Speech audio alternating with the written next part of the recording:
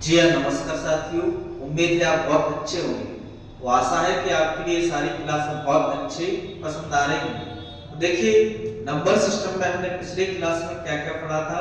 आपके लिए classification numbers पढ़ाया था और इसके बाद फिर आपको एकल पर आधारित प्रश्नों को कैसे सॉल्व करना है और एक कॉन्सेप्ट आपको और समझाया था, इकाई का अंक, यूनिट डिजिट। और इसके बाद आज हम पढ़ने वाले हैं इसमें फैक्टर, गुणनखंड। तो देखिए, गुणनखंड का कॉन्सेप्ट कहां से बनता है, पहले इसको एकदम जड़ से स्टार्ट करते हैं। इसकी क्या नियम है, तो देखो गुणज क्या होता है। जैसे फॉर एग्जांपल आपसे कहा जाए कि 4 के गुणज बताओ, 6 के गुणज बताइए, 8 के गुणज बताओ या 12 के गुणज, इस तरीके से। तो देखो, गुणज मल्टीपल यानी कि पहाड़े, ये आपने याद किए होंगे। मतलब 4 का पहाड़ा पढ़ो तो 4, 8, 12, 16, यही इसके मल्टीपल होंगे कि नहीं, अनंत तक रहेगा। ऐसे 6 के क्या होंगे, 6, 12, 18, 24, इस तरीके से आगे जाएगा। ऐसे आप इसको देखिए, 8 के क्या होंगे, 8, 16, 24, इस तरीके से आगे बढ़ता हुआ जाएगा। ऐसे मतलब 12 के मल्टीपल क्या होंगे, 12, 24, 36, 48, इस तरीके से आगे बढ़ते आएंगे। तो हमने देखा जो गुणज है वो क्या है, मल्टीपल या टेबल पहाड़ी। तो हमने, यदि आपसे कहा जाए कि 12 का 7वां गुणज, तो 12 का 7वां गुणज क्या होगा, 12 सत्ते 84 को आया ना। यदि आपसे कहा जाए कि 13 का 8वां गुणज क्या है, तो आपको क्या करना है, गुणा करना है। 13 के 104, ऐसे नो। अब यदि पूछा जाए किसी भी संख्या के ये जो गुणज है, मल्टीपल है, वो कितने होंगे, अनंत होंगे, क्योंकि हम काउंटिंग नहीं कर सकते, बहुत सारे होंगे, अनंत होंगे। अब बात करते हैं फैक्टर की। तो फैक्टर क्या होता है, उस संख्या को विभाजित करने वाली संख्याएं कितनी हैं। जैसे कि फॉर एग्जांपल मान लो 4 है, 4 बताओ किस किस से भाग जाएगा, 4 में 1 से भाग जाएगा, 2 से आएगा और 4 से, या किसी और संख्या से भाग जाएगा, नहीं जाएगा। तो 4 के कितने गुणनखंड हैं, 3 फैक्टर इसके हैं। ऐसे देखिए, आपसे कहा जाए 6, मतलब 6 में किस किस से भाग जाता है, 1 से भाग जाएगा, 2 से आएगा, 3 से जाएगा और 6 से, कब आएगा। तो 6 के कितने फैक्टर हैं, 4। ऐसी कोई सी भी संख्या आ जाए, आपसे कहा जाए कि 12, मतलब 12 के फैक्टर कितने होंगे, तो 12 में 1 से भाग जाएगा, 2 से आएगा, 3 से, 4, 6 से आएगा और 12 से। तो 12 के कितने फैक्टर हैं, 3 और 3, 6 के फैक्टर हैं। ऐसी कोई सी भी संख्या आए, मान लो आपसे कहा जाए 35, मतलब 35 के कितने फैक्टर हैं, तो 35 में 1 से भाग जाएगा, 5 से आएगा, 7 से आएगा और 35 खुद से आएगा, आया ना। 35 के कितने फैक्टर हैं, 4। तो अब हमने एक चीज देखी, किसी भी संख्या के फैक्टर को हम काउंट कर सकते हैं, वो एक सीमित संख्या में होगी। तो किसी भी संख्या के गुणनखंड कैसे होंगे, लिमिटेड, सीमित होंगे। तो और किसी भी संख्या के गुणज अगर पूछ ले तो गुणज कैसे होंगे, अनंत, इनकी काउंटिंग हम नहीं कर सकते। तो अब हमने एक चीज देखी है कि जो चीज दुनिया में जितनी कम होगी वही सबसे ज्यादा भाव खाती है। अब ये देखो, इसमें गुणज तो बहुत सारे हैं, अनंत है, इनकी तो गिनती नहीं कर सकते हैं, लेकिन इनकी संख्या सीमित है, इन पे बहुत सारे अच्छे अच्छे क्वेश्चन बनेंगे। तो अब इसको हम डिटेल से पढ़ते हैं। इसके लिए गुणनखंड को हेडिंग डालो, गुणनखंड। गुणनखंड एक बहुत बड़ा कॉन्सेप्ट है, इसमें बहुत इंपॉर्टेंट चीजें हम पढ़ेंगे। तो आप हेडिंग डालिए गुणनखंड। देखो, गुणनखंड से संबंधित कैसे प्रश्न बनेंगे, एक कॉन्सेप्ट को आप देख लो, इस पर, ये संख्या पर आधारित। इसमें 3 तरह से क्वेश्चन बनेगा संख्या पर आधारित। एक तो आपसे पूछे इसके कुल गुणनखंड कितने हैं, कुल फैक्टर, कुल गुणनखंड। और फिर इसी में फैक्टर में 2 तरह से आएंगे, सम भी होंगे और विषम, ऑड और इवन।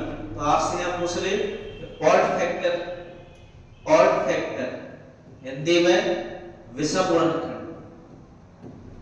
ऐसे ही इसमें ये पूछ ले even factor, even factor, Hindi में सम गुणनखंड। ये चीजें आपसे पूछी जा सकती हैं। अब इसका क्या मतलब है, एक प्रैक्टिकली आप समझो इसको बहुत अच्छे से, धीरे धीरे समझेंगे। जिस चीज को आप एक बार पढ़ लो दोबारा उसको कोई पढ़ने की आवश्यकता न पड़े, ऐसा उस कॉन्सेप्ट को समझो। और छोटी छोटी संख्याओं पे आप भी उन सब कॉन्सेप्ट को प्रूव करके देख लो। इसका क्या मतलब है, जैसे कि छोटा सा क्वेश्चन लिया हमने, जैसे कि 12, मतलब 12 के कुल फैक्टर क्या होंगे, छोटी संख्या ऐसे आप चेक कर लो। तो 12 में 1 से भाग जाएगा, 2 से आएगा, 3 से आएगा, 4 से आएगा, 6 से और 12 से। तो यदि आपसे पूछता कि 12 के कुल वर्गखंड कितने हैं, तो कुल कितने वर्गखंड हैं, 6, तो इसका आंसर आता 6, टोटल फैक्टर 6। अब इसमें सम भी होंगे और विषम भी होंगे। तो बताइए विषम कौन से हैं, 1, 3, यही है कि नहीं विषम, तो ये कैसे फैक्टर है, विषम। तो एक विषम फैक्टर कितने हैं, कितने हैं, 2 हैं। जब टोटल में से 2 विषम फैक्टर है तो सम कितने बचेंगे, 4। एक तरीका तो आप ये गोया निकालने का, 6 में से 2 हटा देंगे तो 4 फैक्टर कितने होंगे, सब छोटी सी संख्या आप चेक करके देख लो। देखो जैसे कि एक ये सम संख्या 2, 3 और 4, तो सब वर्गखंड कितने हैं इसमें, 4 हैं, और विषम वर्गखंड कितने हैं, 2 हैं, और टोटल फैक्टर कितने हैं, 6। अब इसको हम कॉन्सेप्ट बनाते हैं, बनता कैसे है। तो देखो जब भी आपको किसी भी संख्या के कुल फैक्टर पूछा जाए तो इसको आप सबसे पहले ऐसा लिखेंगे, a गुणा b गुणा c की पावर p q r। इस फॉर्मेट में आप बना लेंगे आराम से, जहां abc को तो कैसी संख्या होगी, abc ये अभाज्य संख्या होगी, कैसी, प्राइम नंबर, अभाज्य संख्या है, घात में कुछ भी आ सकता है। तो हमें संख्या निकालनी है, तो टोटल फैक्टर, टोटल फैक्टर। तो देखिए टोटल फैक्टर कैसे निकालेंगे, इसमें घात में एक एक ऐड कर दो, p + 1, ये आता q + 1 और ये आता r + 1 आया।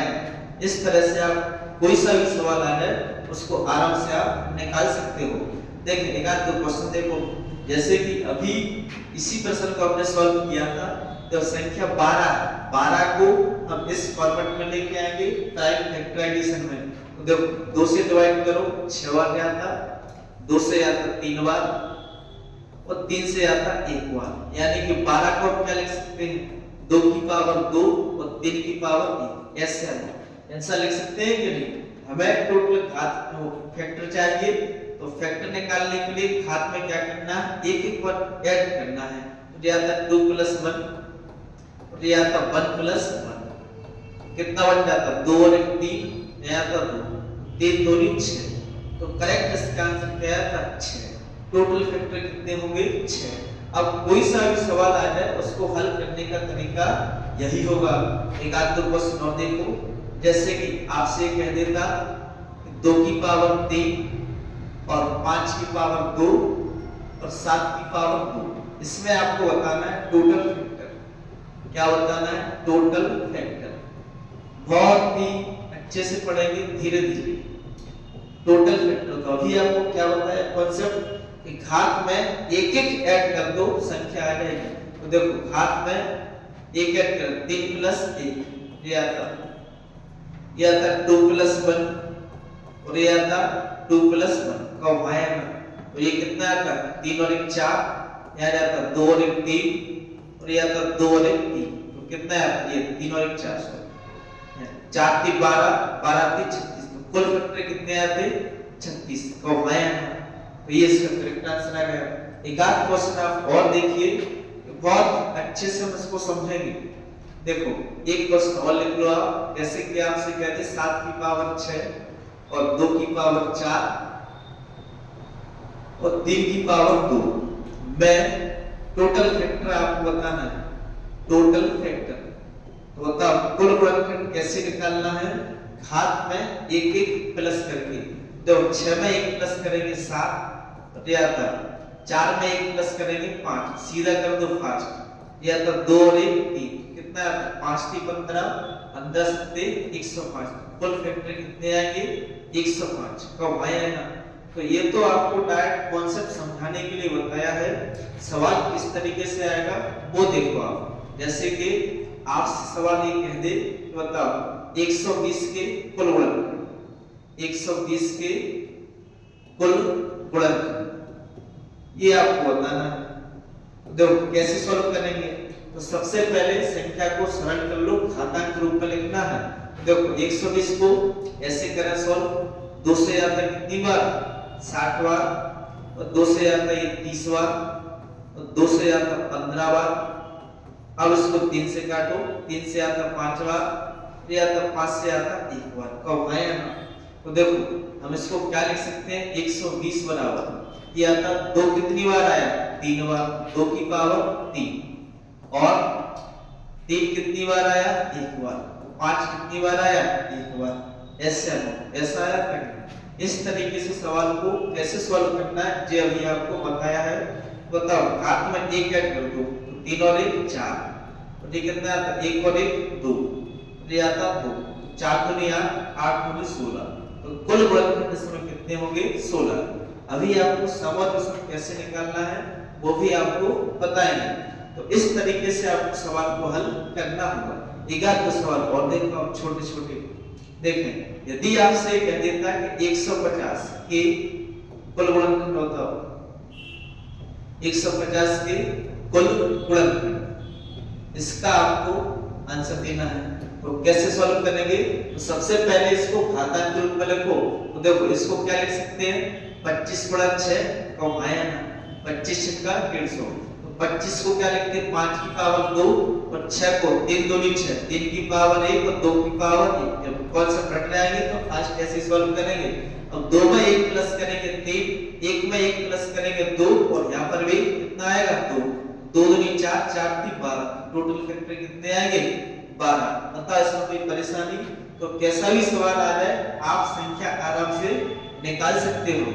एक सवाल हल करके और दिखाओ। जैसे कि आपसे कहा जाए 80 के आपको टोटल फैक्टर बताना है, तो कैसे हल करेंगे। ये फास्ट हल करके बता दो आप। बताइए 80 को क्या लिख सकते हो 16 पंचे 80, 16 गुणा 5 कब आएगा। 16 को क्या लिखें 2 की पावर 4, या तो 5 की पावर 1। ऐसे हम तो घात में 1 1 ऐड करना है, 4 1 5, या तो 4 में 1 ऐड करेंगे 5, और 1 में 1 ऐड करना है, कितना हुआ था 2, तो 5 दूनी 10, तो कुल गुणनखंड कितने आएंगे 10। बताओ इस कॉन्सेप्ट में कोई परेशानी अब नहीं लगता है कि कहीं कोई दिक्कत आएगी। एक क्वेश्चन करके और दिखाओ इसका क्या आंसर आएगा। जैसे कि 4 की पावर 2 है और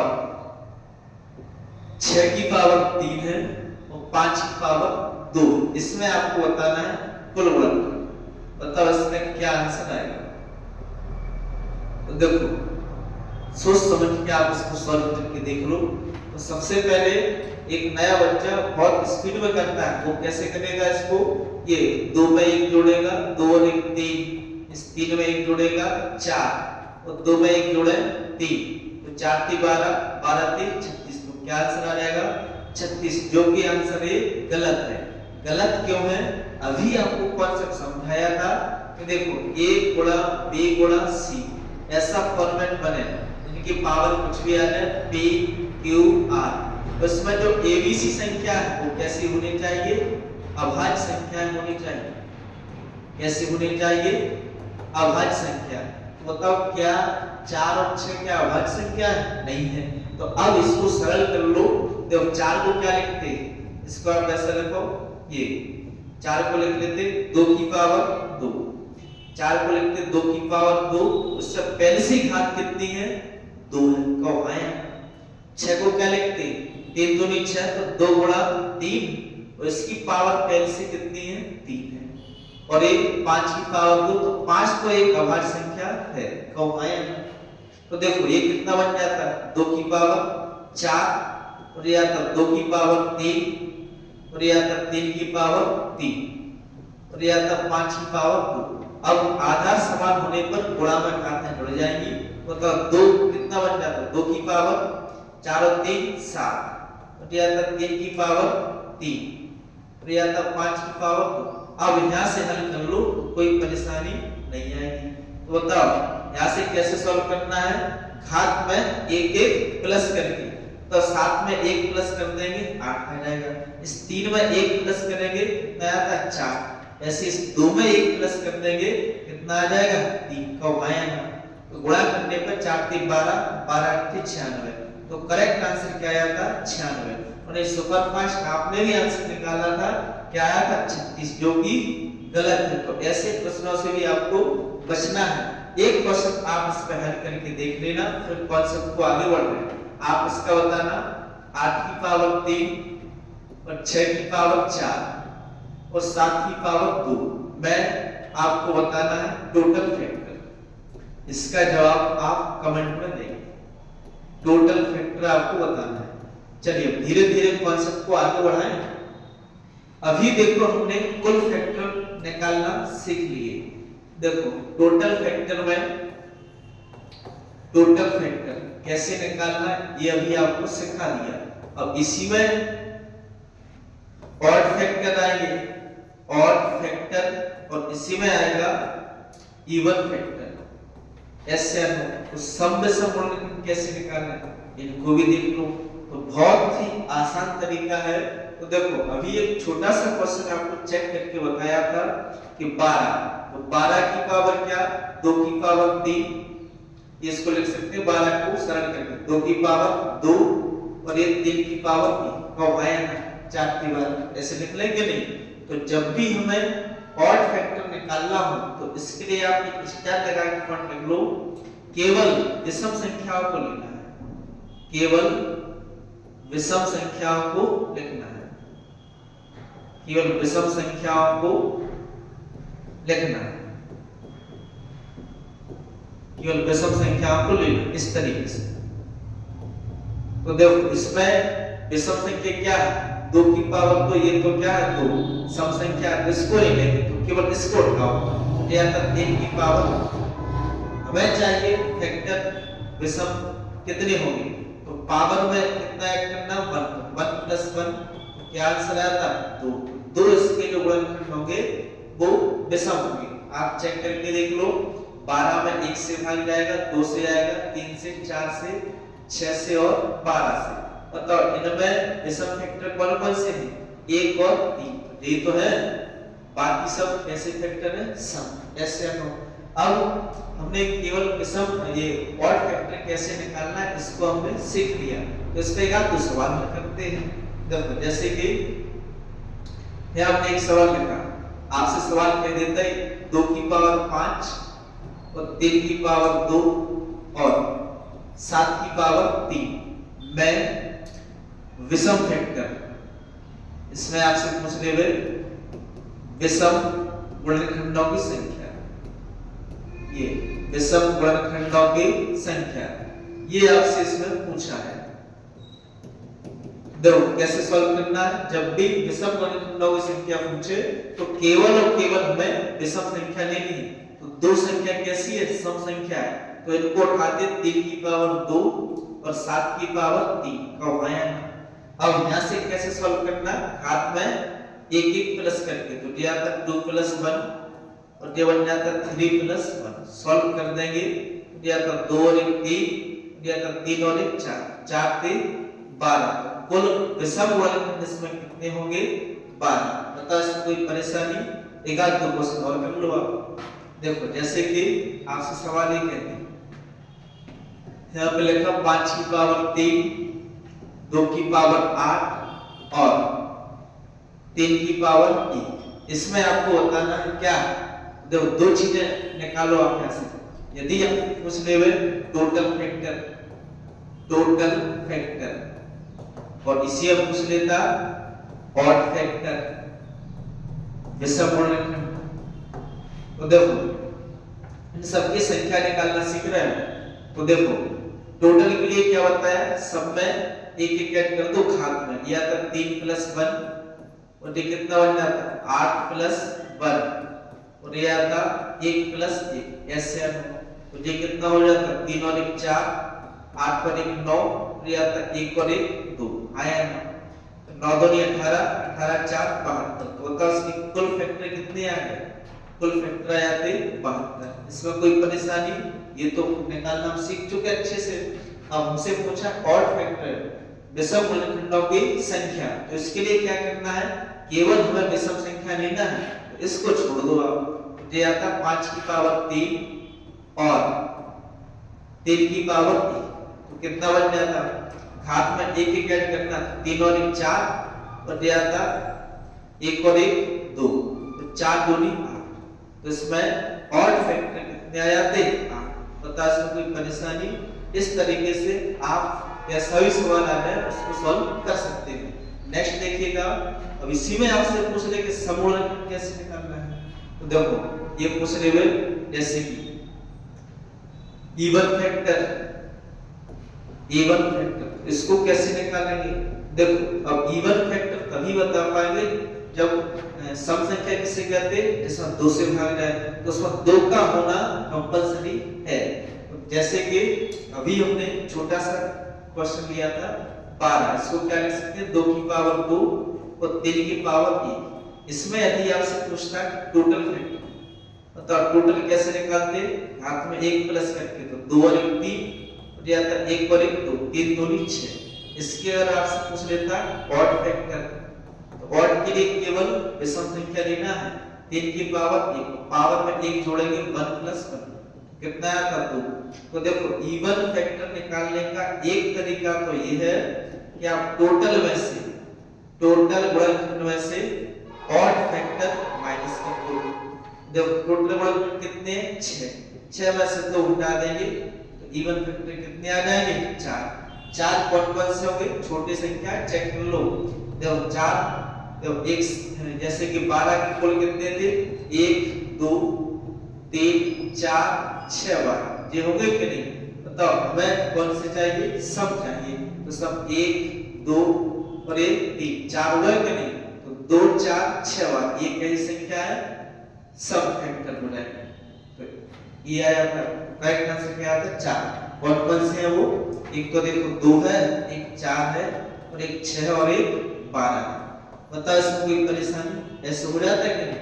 और अच्छे सवाल करते हैं अभी, तो देखो अगर आपसे सीधा पूछ रहे कि इवन फैक्टर, तो इवन निकालने के लिए इस तरीके में आपको टोटल निकालने होंगे, फिर ऑड घटाओगे तब जाके आंसर आएगा। एक दूसरा तरीका और देखो, आप स्टाइल लगा के लिख लेना, तो सम गुणनखंड निकालने के लिए सम गुणनखंडों की संख्या निकालने के लिए,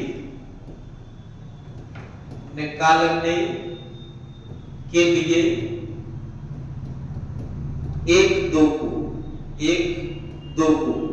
इसको 1 2 को पहले ही बाहर निकाला। अभी 2-4 सवाल करेंगे, अच्छे से क्लियर हो जाएगा। तो देखो कितने 2 निकालना, 1 2 को पहले ही बाहर निकाल, संख्या 2 को पहले बाहर निकाल लो उसमें से। जैसे कि ये लिखा था 2 की पावर 2 और 3 की पावर 1, इसमें से हमें कितने 2 निकालना, 1 2 बाहर निकालना। इसको बाहर निकालेंगे तो अंदर कितना बच जाता, 2 की पावर 1 और 3 की पावर 1, तो आया ना। अब निकाल लो इवन फैक्टर, समूलक, बताओ कितने आ जाते हैं। करने का तरीका वही है, हाथ में 1 1 प्लस ऐड कर दो। देखो या था 1 प्लस 1 और या था 1 प्लस 1, कितना बन जाता, 1 और 1 2, और या था 2 2 2 4, कितने हो जाते 4 फैक्टर इसके आ जाते हैं। अब 2-3 क्वेश्चन करते हैं तो और अच्छे से क्लियर होगा। जैसे कि आपसे इसमें ये कह देता हिसाब 5 की पावर 3 और 2 की पावर 3 और 7 की पावर 2, इसमें आपको बताना इवन फैक्टर, क्या निकालना है, इवन फैक्टर। तो तब इवन फैक्टर के लिए क्या कॉन्सेप्ट बताया, इस संख्या में से पहले ही 1 2 को बाहर निकाल लो, तो 1 2 को बाहर निकालेंगे तो ऐसा बनता है 5 की पावर 3 है, अब 2 की पावर 3 है, 1 2 बाहर चला गया तो अंदर उसका 2 की पावर 2, और ये आता 7 की पावर 2, और आएगा ऐसे आएगा कि नहीं, बता कोई परेशानी। तो बस फास्ट सॉल्व कर दो।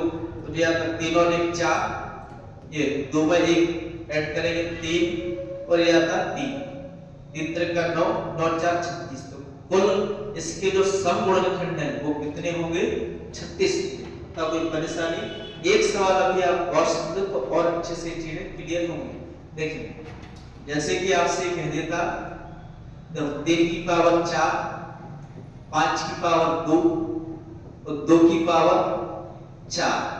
इसमें आपको बताना है तीनों चीजें निकालो, टोटल फैक्टर, टोटल फैक्टर, एक इसमें निकाल लो ऑड फैक्टर, ऑड फैक्टर की संख्या, इसके बाद इवन फैक्टर। ये हिंदी में समझ पा रहे हैं आप? ऑड का मतलब सम गुणनखंड, इवन का मतलब समूह, ये आपको ध्यान में रखना चाहिए। तो देखिए टोटल फैक्टर कैसे निकालना है, हाथ में एक एक ऐड कर दो तो ये कितना बन जाता है 4 1 5, 2 और 1 3, 4 और 1 5, कितना 5 3 15 5 75। कुल गुणनखंड कितने होंगे इसमें 75 होंगे। ऑड फैक्टर के लिए क्या करना है, केवल विषम संख्याओं को लेना है। तो आप अभी इसमें ये छोड़ दो, बाकी इन दोनों को ले लेंगे। देखो 4 में 1 ऐड करेंगे 5 और 2 में 1 ऐड करेंगे 3, तो 5 3 15, कितना आंसर आता है 15। इवन फैक्टर निकालना है, 75 में से 15 निकालें कितना आ जाएगा 60। ऐसे ही दूसरा तरीका क्या है, दूसरा तरीका ये इसमें से 1 2 बार निकाल लो, अंदर क्या बच जाता है 3 की पावर 4 और ये आता 5 की पावर 2 और 2 की पावर 3, ये आता है। तो देखो ये बन जाता 4 में ऐड करें 5, 2 और 1 3, ये आता 3 और 1 4, तो 4 3 12, 12 25 60, कितना आता 60। ये आप ऐसे निकाल सकते हो। तो उम्मीद है आपको ये कॉन्सेप्ट बहुत अच्छे से समझ आया होगा। एक दो क्वेश्चन दे रहा है वो इस पे आप कर लेना। देख लो 2 क्वेश्चन आप देखिए, जैसे क्वेश्चन लिखा है 5 की पावर 8, 3 की पावर 10 और 2 की पावर 7। इसमें आपको बताना है टोटल फैक्टर, ये आप करके देख लेना।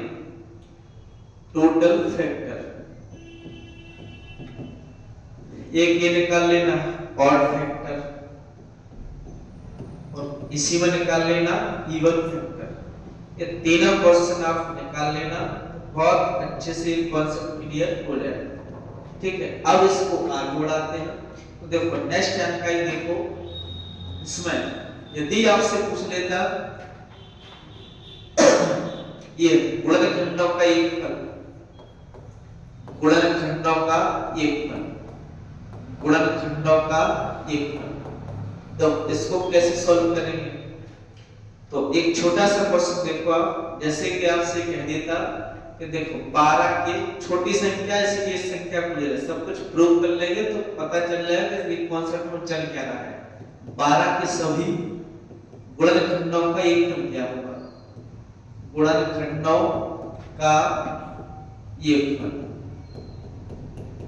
ये आपको निकालना है। देखो सबसे पहले सॉल्व कैसे करेंगे, 12 को प्राइम फैक्टराइज में लेके आएंगे तो 12 को लिख सकते हैं 2 की पावर 2 और 3 की पावर 3।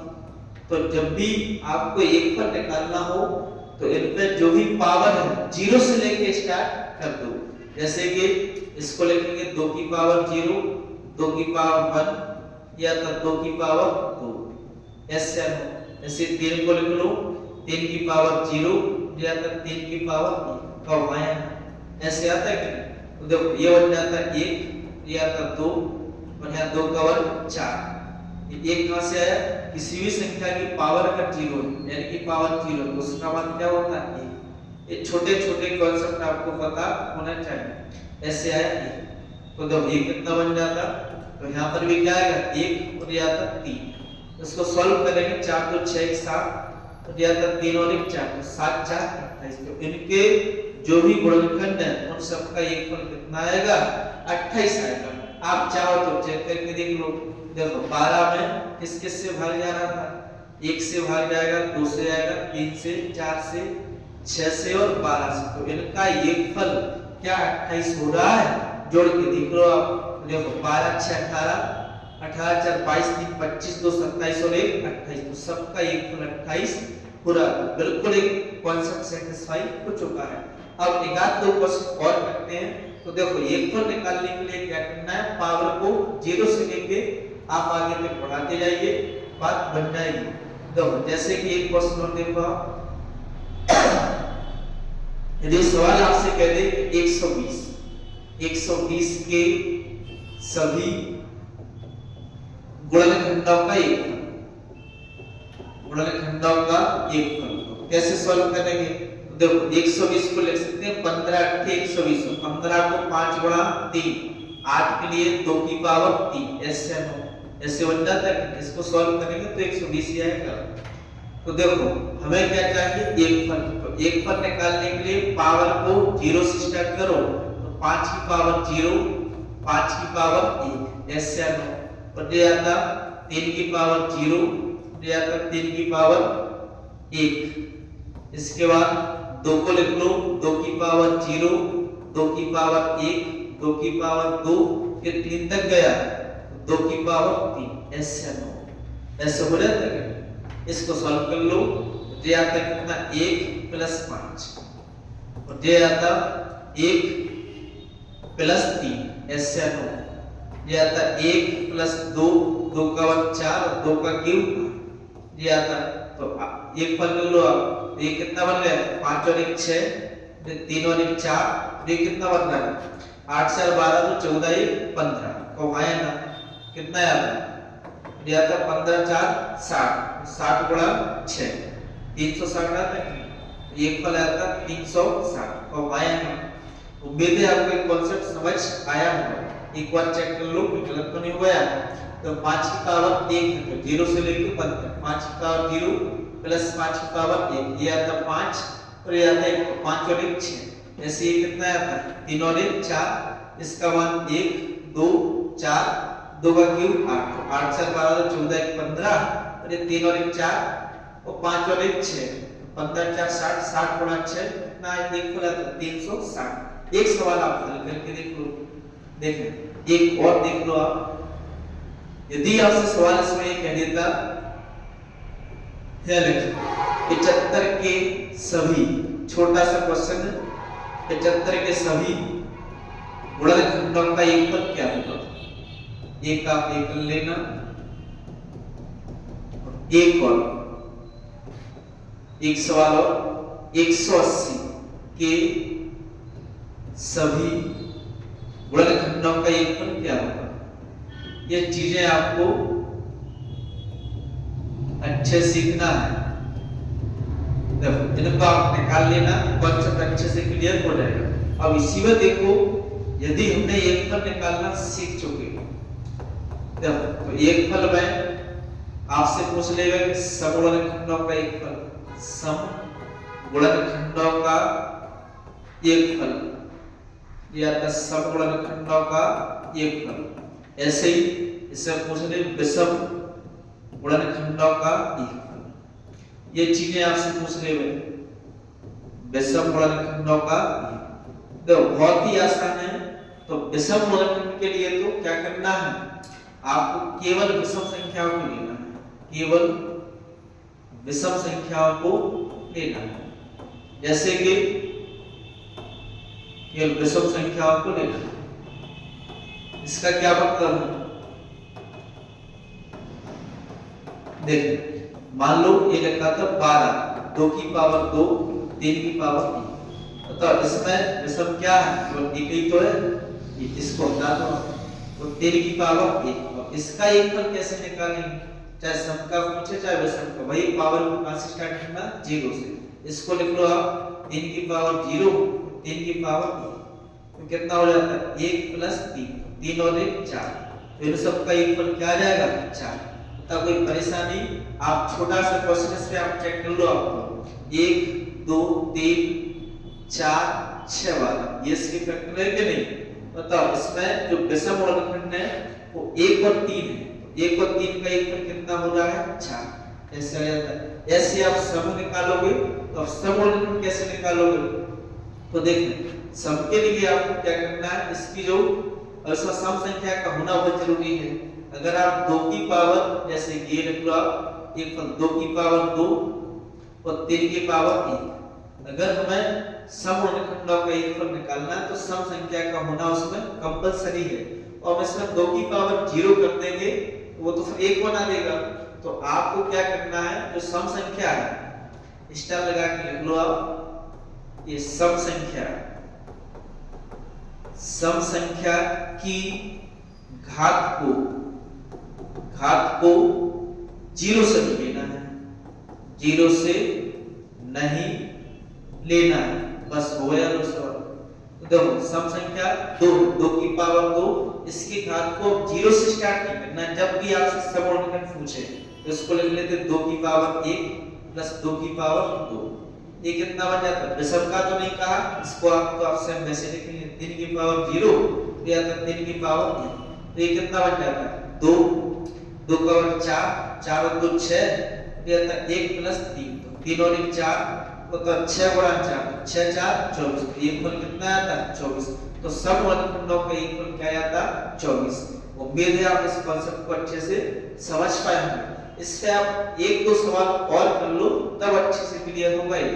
देखिए ध्यान दीजिएगा, यदि एक सवाल यहाँ पे लिखा ये 2 की पावर 2 और 3 की पावर 3, इसका आपको बताना है। देखो एक तो आप निकाल लो ये सभी गुणनखंडों का योगफल, सभी गुणनखंडों का योग, और एक क्वेश्चन इसमें विषम गुणनखंडों का योग, विषम गुणनखंडों का योग, और एक क्वेश्चन और अभी हमने सीखा है ये सम गुणनखंडों का योग, सम गुणनखंडों का। ये तीनों ही क्वेश्चन अच्छे से क्लियर हो जाएंगे। तो देखो सभी के लिए क्या करना है, तो देखो सबको साथ में ले लो। 2 की पावर, इसको क्या रखोगे 0, 2 की पावर 1, 2 की पावर 2 का उपायन, ये कितना आता है 3 की पावर 0, 3 की पावर 1, 3 की पावर 2 और 3 की पावर 3 का उपायन। ऐसे बनता है कि नहीं, ऐसे आता। ये कितना आता है, जब ये आता 1 प्लस 2, 2 का वर्ग 4, ये इतना आता है। ऐसे इसको सॉल्व कर लो, 1 प्लस 3, 3 का वर्ग 9 और 3 का क्यूब 27 और भाई आना। देखो ये कितना हो जाता है 4 और 2 6, 6 और 1 7, 7 गुणा यह कितना बनता है, देखो 9 और 1 10, 10 और 3 13, 27 और 13 जोड़ देंगे 40। तो 40 गुणा 7, 7 4 28, तो सबका योगफल कितना आता है 280। तब कोई परेशानी। ऐसी विषम गुणनखंडों का योगफल निकालने के लिए क्या करना है, केवल और केवल विषम संख्या लेना है। विषम इसमें क्या है, ये 3 की पावर 3, इसको ले लो केवल 3 की पावर 3। इसे सॉल्व कैसे करेंगे, ये आता 3 की पावर 0, 3 की पावर 1, 3 की पावर 2 और ये आता 3 की पावर 3। ऐसे बताओ 3 का क्यूब 27, 3 का वर्ग करें 9, 27 और 9 कितना हो जाता 36, और 36 में 3 जोड़ दें 39, 39 में 1 तो कितना आया था 40। तो ये आ जाता विषम गुणनखंडों का योगफल। ऐसी सम गुणनखंड कैसे निकालना है, इसके लिए क्या बताया है, इसमें से 1 2 को पहली बार निकाल लो। नहीं इसमें एक पर बताना है कि उसकी जो पावर है उसको क्या करना है 0 से स्टार्ट नहीं करना है। देखो इसको लिखो 2 की पावर 1 और 2 की पावर 2 और ये कितना आता है 3 की पावर 0, 3 की पावर 1, 3 की पावर 2 और 3 की पावर 3 का भाग। तो ये कितना बन जाता है 4 और 2 6 और यहाँ कितना आ रहा है, ये अभी सॉल्व किया था हमने 40, 40 गुणा 6 कितना था 240। 240 जो है और 40 विषम का योगफल तो 280 के बराबर हो रहा है क्या, बिल्कुल होना चाहिए। तो इस तरीके से आप इस कॉन्सेप्ट को निकाल सकते हैं। एक आप एक संख्या और लिख रहे हैं उस पे सारी चीजें आपको निकालना है। देखो तो 2-3 क्वेश्चन आप कर लेना तो एक कॉन्सेप्ट आपको बहुत अच्छे से क्लियर हो जाएगा।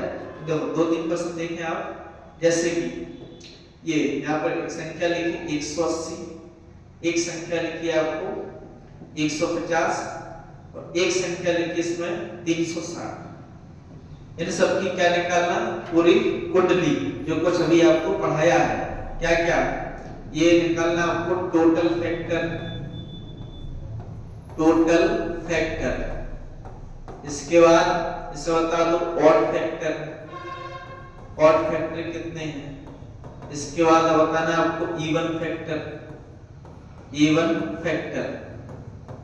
फिर आपको बताना है इन सबका एक फल, कुल गुणनखंड है उनका एक फल बताओ, और ऑड है उनका एक फल बताओ, और जो इवन है उन सभी का एक फल। तो ये चीजें आपको बताना है। तो ये तीनों क्वेश्चन आप कर लोगे तो एक कॉन्सेप्ट आपका अच्छे से क्लियर हो जाएगा। अभी फैक्टर एक पूरा कंप्लीट नहीं हुआ, नेक्स्ट क्लास लेकर के आएंगे तो उसमें ये सारी चीजें आपको एक बार फिर से बताएंगे, और जो और अच्छे अच्छे क्वेश्चन अभी और इसमें बनेंगे तो वो और इससे हम जोड़ के क्लास को आगे बढ़ाएंगे। उम्मीद है आपको ये क्लास बहुत अच्छी समझ आई होगी। आप करना क्या है, आपको पढ़ने का तरीका क्या होता है, साथ में आप पेन कॉपी लो, जो चीजें पढ़ाएं उनको आप अपने हाथ से लिखते चलो। बार बार ऐसा आप करेंगे तो एक कॉन्सेप्ट बहुत अच्छे से आपके क्लियर हो जाएंगे। और जब ये पूरा चैप्टर फिनिश हो जाए तो फिर आप नए नए प्रश्नों को आप सॉल्व करना करिएगा। तो फिर यदि नहीं बन गया तो कहीं ना कहीं फिर कुछ जो कमियां रहती हैं तो उनको हम एक बार फिर से और अच्छे समझने का प्रयास करेंगे। और नहीं तो ऐसा कभी होगा नहीं कि जो सारी क्लासें आपने देखी हैं सभी कॉन्सेप्ट आपके क्लियर हैं और फिर आपसे सवाल ना बने। पहली बार में कम से कम 60, 70, 80% तक आप आंकड़े को छू सकते हो। और यदि एक बार कॉन्सेप्ट अच्छे से क्लियर हो जाए तो और अच्छे से आप रिजल्ट स्कोर कर सकते हैं। तो ये सब चीजें हैं, तो आपको करना क्या है, बार बार रिवीजन करना है, इस कॉन्सेप्ट को देखना है और अपने मन से भी आप ऐसी संख्या उठा लो, उनको आप चेक कर लो। आप सभी गुणनखंडों की संख्या निकाल लो, उसमें सम दशम का एक फल करके देखो, ऐसे आप चेक करके देख सकते हो। और छोटी संख्याओं से भी ग्रुप करना सीखो आप, तो एक कॉन्सेप्ट पर आपको कभी दिक्कत नहीं करेंगे। तो मिलते हैं नेक्स्ट क्लास में। जय हिंद, जय भारत।